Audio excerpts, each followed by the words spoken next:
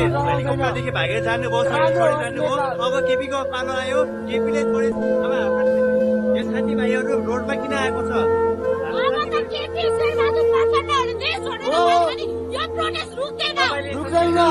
हेर्नुभएको अब नेपालको हालत त्यही हुनेछ। आज एक दिनको आन्दोलन होइन यो। हामी जतिसम्म हाम्रो यो माग पुरा हुँदैन हामी सडकमा आउँछ, हाम्रो आवाज उठाउँछौँ। जो जो साथीहरूले घायल गरेको छ त्यो कृपया बन्द गर्नु।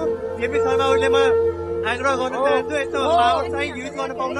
इन्टरनेसनल लमा नै छैन, स्टुडेन्ट्सलाई गोली हान्ने ल छैन अझसम्म।